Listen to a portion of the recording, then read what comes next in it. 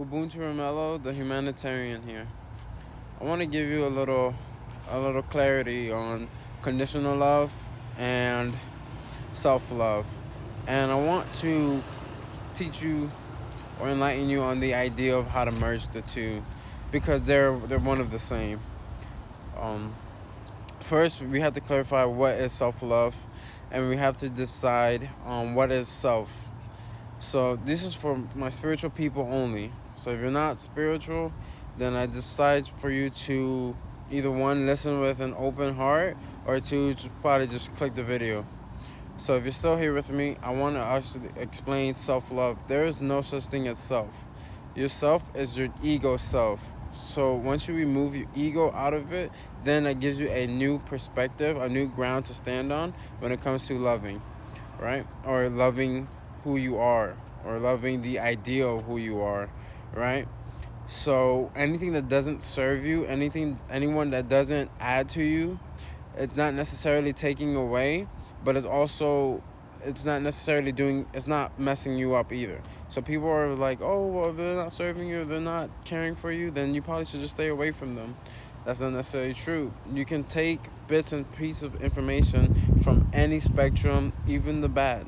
Any bad person, any person that causes a challenge to you, doesn't necessarily mean to deter them. People say, oh, but you have to love yourself. That you do have to love yourself, but you also have to give the reality of what's going around you a chance to breathe, a chance to exist.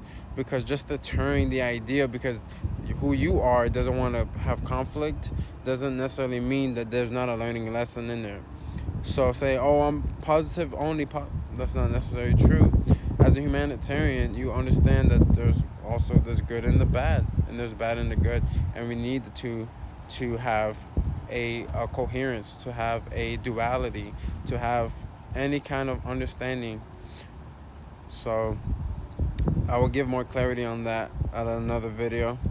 Now, to keep it short, also want to talk about unconditional love. And by the end of the video, hopefully I will be able to clarify both. So unconditional love is love that's given without attachment. It's love that's given without anything needed back. You see this a lot with parenting and loving their kids no matter what. You'll get to a really strong point in your life if you can give love to your partner without needing love back, or give love to a new person in your life without needing anything back. I've actually recently been discovering more of this going forward and allowing the person in my life to just constantly love me, consistently love me. That goes from my partner to my parents to my sister, all my family members. I had my aunt who told me, bro, you're weird as fuck. And I was like, thanks, I know that. And to be a part of the 10%, 10% meaning 10% of reality, 10% of society are different than 90%, you have to stand out. So unconditional love is learning that people are not necessarily against you, and learning that you're still going to love that person even if they challenge you, even if they want to fight you, even if they want to cause harm to you. Not saying that you accept it, but you apply love to the situation, and love will conquer and deter that situation. I'll give you a small story. I was at the club the other day. It was a rave club, and I have fun. I party, all the stuff like that. I don't do any drugs that are not natural. So I either do shrooms or smoke some weed, but anything that's anything that has chemicals, anything that I do not understand, I stay away from 100%.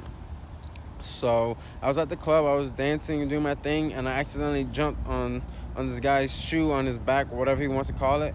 And he told me, hey, don't do that. Don't do that. And I'm like, my bad, bro. I'm over there having fun. Jump, do it again.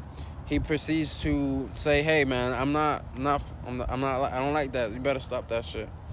And I was like, man, my bad, bro. And he got a little bit more aggressive. So I went to a different side of the club. My friends took me away from the situation, whatever. So it was really hot in the club. So I'm jumping up and down. I got video. I'm jumping up and down the club. I'm fanning everybody with a fan. Everybody's hot, and everybody's like, oh. And it was like they were loving it, like they were loving when I was painting them with the fan.